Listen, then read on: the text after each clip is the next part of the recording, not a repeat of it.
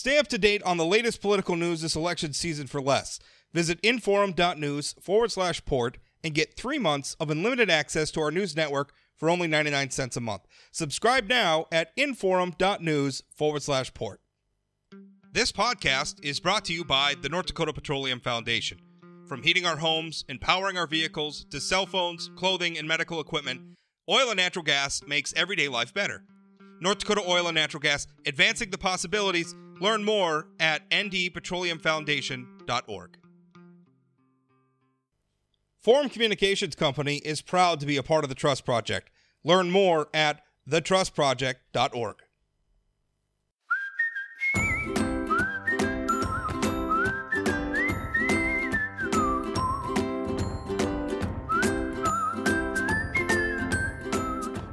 Welcome to Plain Talk, and happy to be with you. I have with me two gentlemen who are central to a very interesting policy proposal that was put on the table last week. Governor Doug Burgum was obviously the sort of the headliner of the announcement, but it's a team effort, a group of state lawmakers, one of whom is on the show with me, as well as other members of the executive branch, talking about income tax reform. And essentially what they're doing is they're flattening North Dakota's income tax and as a practical matter, eliminating it for most people who are paying it today. Here to talk with me about that is North Dakota Tax Commissioner Brian Kroshus, as well as State Representative Craig Headland, who is a Republican from the Jamestown area. Craig, welcome to the show. Thank you for having me. Brian, welcome to the show. Yeah, thank you, Rob. Good to be on. Brian, let's start with you. Do you want to lay us out what does this proposal do? The proposal is a mechanism to return some tax dollars and actually not even return them, but keep them with individuals in the state. It is broad in nature in terms of how many people it reaches.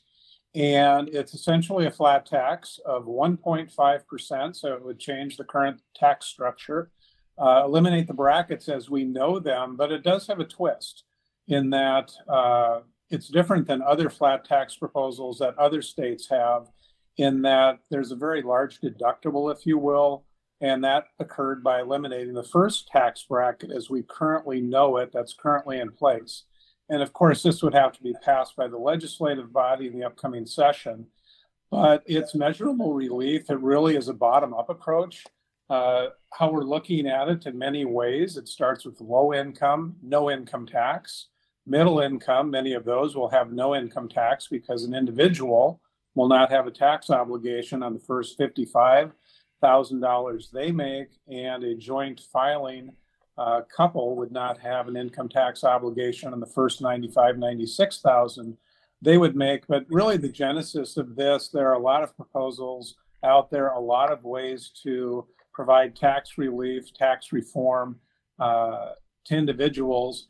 And it's about casting the widest net. So it's not really in terms of why this instead of something else necessarily, but it's an effective mechanism to allow citizens to keep their tax dollars to begin with. So they're not even a tax dollar, but it's just money that they get to keep in their own pockets and spend as they see fit.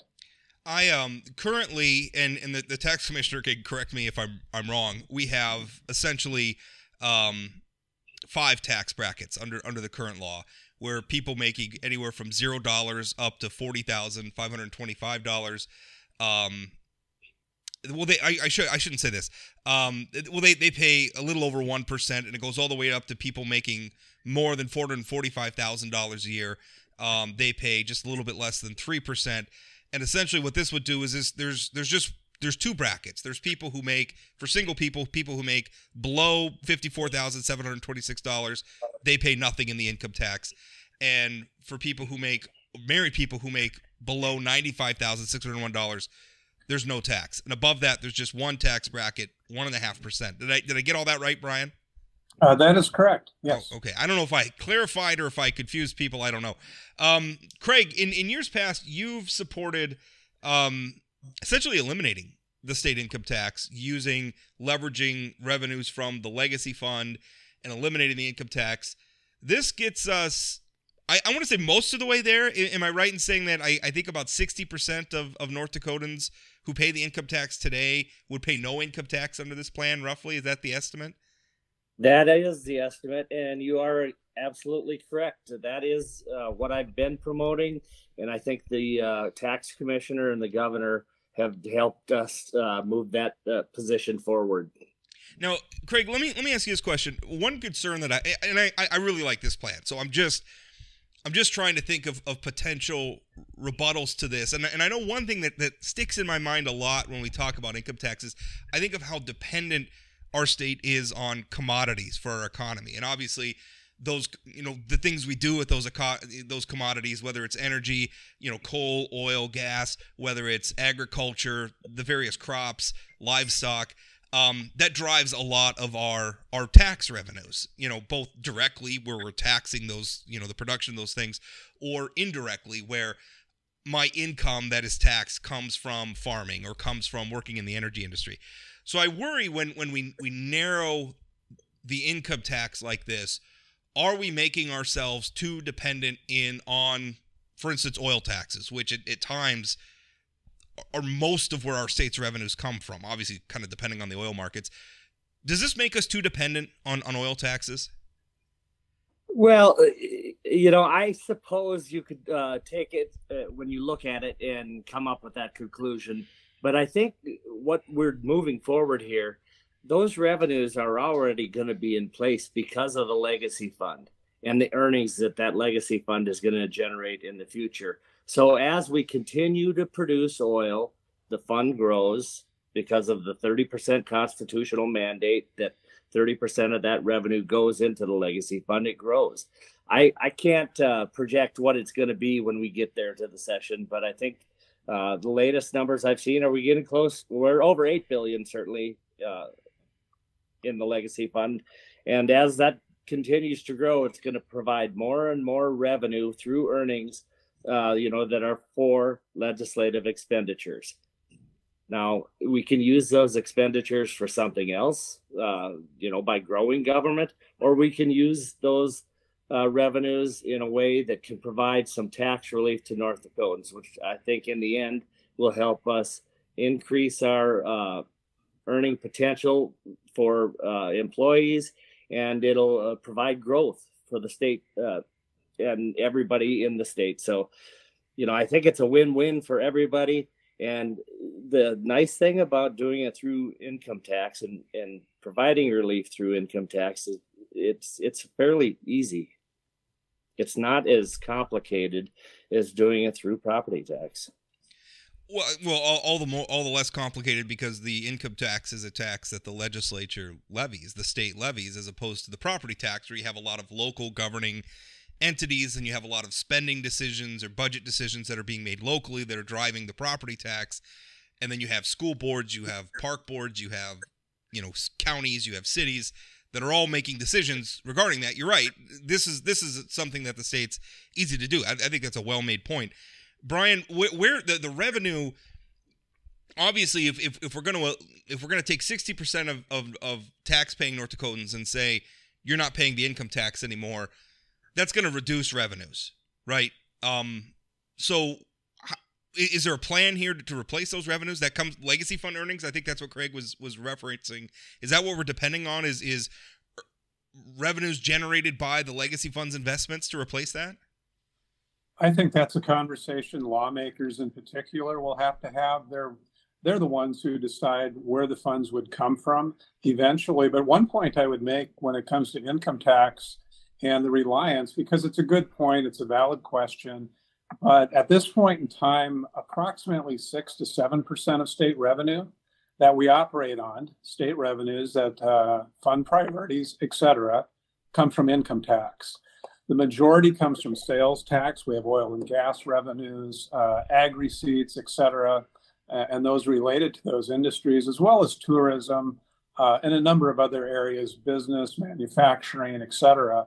So it isn't what I would say, it doesn't cause undue exposure in terms of the state's revenue stream. And really what we're talking about is a lot of conversation. How do we get tax dollars back to citizens? And the most effective mechanism, don't collect them to begin with. Leave them in the citizen's pocket. So this isn't what I would classify as an area of undue exposure. Very reasonable. It's a very small percentage. And it also is a very effective mechanism and consistent as well. You mentioned this earlier. Craig has been, Representative Headland has been working very hard on providing income tax relief, tax relief overall to citizens. So this really complements his vision and what he's been working on. And I think it brings it together in a very nice way. I agree. I mean, I think it's really interesting. One thing when this was announced, Democrats came out and they obviously had a point of view on it because this is a Republican-backed plan, which isn't to say that Democrats couldn't support it if they want to, but it's coming from Republican leaders. One of the things that the Democrats said is that this was just another tax cut for the wealthy. Can you respond to that, Craig? When you hear that, what do you think? Well, you know, I that's hard to respond to because first of all, you know, if they claim to be those that are working on behalf of working people, where's the relief going? You know, we're going to have 60% of the bottom end earners who I think the Democrats always claim that the Republicans work for the rich. Well, then are they saying then that they're working for those that are less fortunate? But the less fortunate, the ones that have the least amount of revenue are the ones that receive the biggest benefit. The other thing that people respond to this saying, and I agree with you, your point there. I mean, it's the bottom 60%, right? I mean, there's two tax brackets under this plan. If you make 0 to 55,000 or whatever the number is for married couples, you don't pay any tax at all. It's the people who make above that who will continue to pay the tax. And let's be clear, everybody across the board is getting some tax relief. But under this plan, the people who make the least are going to get the most. They're going to pay zero tax. That's absolutely right. And, you know, there is a point here. And I suppose in theory, you have to work in order to receive this relief because it comes off an income. But yeah. So, you know, I think I said it on Scott Hannon's show the other day. This is relief for those that work. Let's the other thing is I always hear people say, well, nobody's asking. I mean, people have been saying this for about as long as we've been making, you know, changes to the income tax code. They always say nobody cares about the income tax. The income tax is so low already. Nobody cares about it. What everybody wants is property tax relief. That's what the legislature ought to be focusing on, not these income tax proposals. What's your response to that, Craig? Well, you know, I can understand why people would focus on property taxes because they are a problem. They're expensive. They've gone up and they seem to increase annually because taxable value tends to increase annually. So, yes, they are a problem. And, you know, I don't know what percentage of people that live in North Dakota that pay taxes own property versus those that just work and pay income tax. But I suspect the benefit from buying down mills, you know, it's going to have a substantially greater impact on somebody who owns a lot of property versus someone who doesn't, or someone who rents. Well, I was going to say, I mean, I don't know.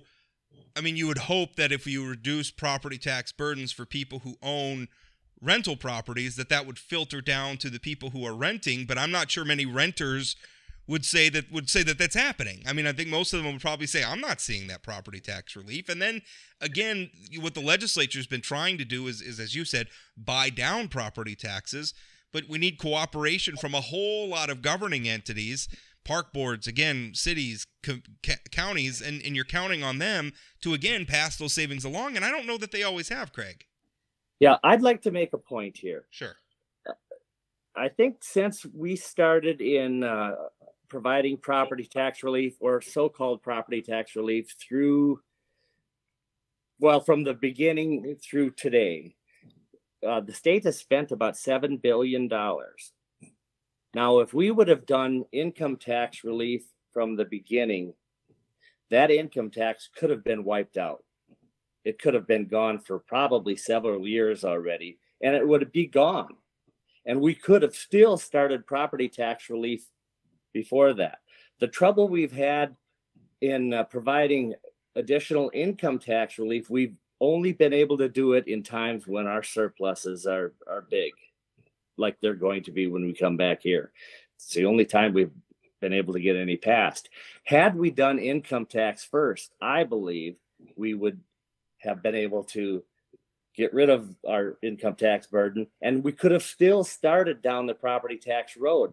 But when you have the commitment to the property tax relief up front and the fact that it grows annually because property values increase annually, it hasn't allowed us to do them both. So I think there's time that we can do additional property tax relief. But I think if we're ever going to get the real tax relief to the people that are responsible for these surpluses, I think, we need to do income tax relief up front. Brian, I have a question about compliance, because part of the cost of income taxes is the fact that I also have to file a state income, right? When I'm doing my federal tax return, I also have to file a state income tax return. That takes me time. That takes me money, depending on, how everybody does it, maybe how complicated your filing situation is. For people who are in that new bracket where they would pay no income tax at all, are they still going to have to file a return? They'll still have to file. If you file a federal return, you also have to file a state return. So that that component won't go away, but the state return, I think many will go to the EZ form, which it takes several minutes at best to fill out. It's very straightforward, very easy. It's not complicated even with our other forms. The ND1, for example, is a common form that people use. But circling back to the property tax question, if I could, one thing when I looked at the numbers and crunched numbers, 4 out of 10, just about 4 out of 10 North Dakotans don't own a home.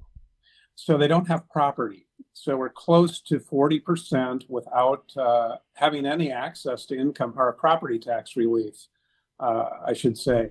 So 4 out of 10 wouldn't qualify under a property tax relief proposal, and 16 have been introduced, 16 bills over the past 16 years. Currently, about 17% of North Dakotans, because this will come up, they don't pay income tax currently. That number, as you mentioned, approaches close to 60%. So I think a lot of times what happens, people confuse the mechanism in terms of getting dollars back to citizens. They lose sight of the vehicle or the vision because of the vehicle. And whether it's income tax relief, whether it's property tax relief, ultimately it's about getting dollars back in the hands of citizens or leaving them there to begin with. As mentioned earlier, this proposal does it. It casts a wide net, and it's not perfect. I don't think there is a tax reform plan out there that would be perfect. All of them will have deficiencies, but I think this has very few in the whole scheme of things. Craig, let's talk revenue again. And I asked this question previously, and I asked it to the wrong person. I asked it to the executive branch guy and not the legislative branch guy who is involved in budgeting.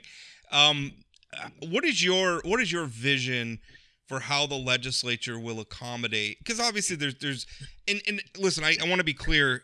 We're kind of using some static analysis here. We don't know really what the impact on our economy is going to be, and our economy, being commodity based as it is impacted by so many other variables. It's a fraught exercise to say what the economic stimulus impact of this is going to be. I think it's going to be positive. I don't think there's any question. But obviously, I think we need to prepare for the fact that we're giving away some revenue here from the state, and that's not a bad thing. But what is your vision for how the state accommodates that within the budgets? Well, I think we will use the current surpluses in sales tax, what income tax is generated to date, other revenues, earnings, and at the same time, we will be looking at budgets, and we will provide what's necessary to take care of the citizens in North Dakota in the human services and other budgets. We'll take care of the transportation needs. And then when all of our budgets are figured out, we'll decide whether there's revenue and into the future, whether we believe the revenue will be there that would allow us to move this proposal forward. This, we're not going to go in there and pass this on the first day. This is going to be something that is going to be decided at the end after everything else is taken care of. Let's get back to some of the Democratic criticism of this, Craig. I'm reading when the Democratic MPL sent out a press release responding to your announcement. Your colleague, Representative Marvin Nelson, Democrat from Rolla, he said, I quote, "The Republican plan has continued to be cut taxes, especially for out-of-state corporations when it booms, then cut services and drive people out of the state when the bust comes. Despite all the talk, recruiting people to come back has been a horrible failure. This is why your community doesn't have the necessary daycare capacity. This is why rural North Dakota is left without infrastructure for business and government services. This is why mental health care continues to be ignored. This is why local governments continue to need property tax increases and special assessments. Right now, federal money is funding several state programs the administration is bragging about. No plan exists other than get your vote now and then dump the programs or fail to cut taxes." So I guess essentially his argument there boils down to, listen, Republicans are just going to cut taxes and then they're going to cut budgets, and that's going to hurt us. Respond to that if you would. Well, I think he probably said the very same thing back in 2015 when we reduced income taxes by 10%, or back in 2013 when we reduced them. Those are talking points. He said something that most of the relief is going to go to out-of-state businesses. That's a talking point, but it doesn't really apply here because we're dealing with individual income tax and not corporate income tax. So, the Democrats have their talking points, and I guess we have ours. And, all you have to do is look at the state. The last time the Democrats ran the state, well, it's been a real long time. Our government was a failure. They weren't providing anything to the citizens in North Dakota, and they came and all they wanted to do was take more money from people. I think that was the last time there was a proposal to raise income taxes. And as you know, it got referred. Democrats had the governor's office, and I think they had most of the statewide offices. And there may have been a majority in one of the chambers. I don't recall. But we know their policies fail, and we know our policies work. We have a 30-year record here in the state of North Dakota of economic growth. So, they can spew their talking points all the time, but I think, the proof is in the pudding, and the evidence is there. Republican policies work. Brian, earlier you mentioned that the individual income tax is about, did you say 7 to 8% of our general fund revenue picture? Can you give us a larger view of, and I'm not asking you to be, I guess, precise, but give us an idea of the pie of revenues that makes up our general fund spending. Where does it come from? It comes from a variety of areas, as you would expect. When you look at a budget of $15 to $16 billion, for example, a state budget, and in that range, roughly a third of it is going to come from sales, retail sales, et cetera. So then you're going to have not quite a third, but close, from the oil and gas related activity, production tax, extraction tax, but also the ripple effect that those industries have in the communities that they are in proximity to, which are actually quite far reaching when you look at oil and gas related businesses, and whether it's Minot, whether it's in Bismarck, they're very prominent. Oil workers pay a lot of sales tax, as one example. Right. So there are funding mechanisms that are very accessible throughout state government, if you will, and income tax is one of them, but it is certainly not what I would say it's not one of the larger players, so to speak, in terms of how we fund priorities and meet budgetary needs. So this isn't, again, going back to an earlier point, and to kind of wrap up the question you're asking, proportionately, it's a small piece of the pie. The income tax is sales, sales tax, sales-related activity, the retail sector, a number of others, oil and gas, agriculture, obviously a huge driver of the state's economy. There really isn't a business that doesn't trace back to our ag economy, especially in our middle and mid and smaller sized towns in the state. So I don't think it creates undue exposure by any stretch. And again, it goes back to how do we efficiently return dollars to citizens. So I think it's a good plan, and we will see where it goes in the upcoming session. Craig, last question for you. When I read you that quote from Representative Nelson, he mentioned, tax cuts for corporations. And I realize that's kind of a buzzword in politics. Like, oh, corporate tax cuts, scary. You're supposed to do like the scary voice in a campaign ad, corporate tax cuts. But this only deals with, first of all, I want to make it clear. This plan only deals with individuals paying the income tax. But let me ask this question. Why not corporate? Why wasn't that? What was the thought behind not including corporate tax relief as well? Well, that's a hard one for me to answer, because initially I was working on a plan that would have worked or had incorporated some relief for corporate income tax. But the bottom line is, I think if we're going to provide the most relief in the most efficient way and get to the most people, singling and doing it on the individual income tax is the easiest, best way to do that. And when because a lot of corporations employ, individual taxpayers, as you know, and there are a lot of large earners there. So though it may not, there's always been a claim out there that corporations don't pay taxes, that they pass them on to consumers. There's a lot of people that work at corporations that pay individual income tax. Well, and I know people don't want to hear this, but corporations are people. I realize that's a fraught term because of the Citizens United stuff or whatever, but they're just organizations of people, right? So, I mean, at the end of the day, and they serve people. Their customers are people. Their stockholders are people. Their executives are people. It's just people. Last question. What's the timeline on this? If the legislature passes this, when would we expect to see it? 2023, right? That'd be correct. It dovetails very nicely with House Bill 1515, which provides relief in the 2021 and 2022 tax years. This would be effective for the 2023 tax year.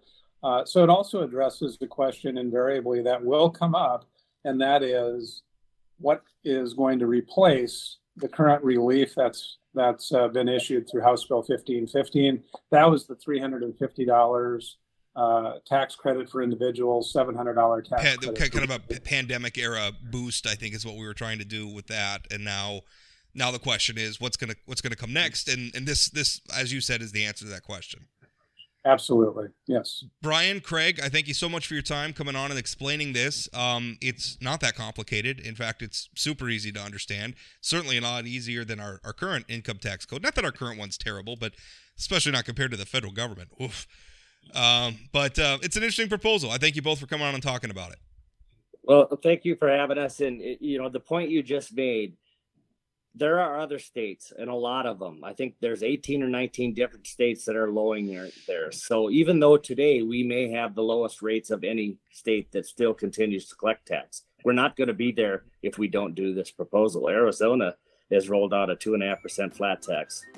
There's a lot of North Dakotans in Arizona. There's a lot of other states that are heading that direction. So, I just think I think states are figuring out it's better to leave the people with their own money rather than it has more impact. Gentlemen, thanks for your time. Thank you, Rob. Thank you.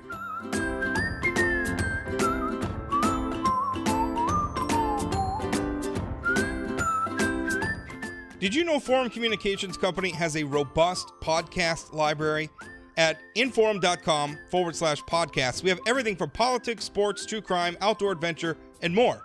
Visit inforum.com/podcasts and explore them all today.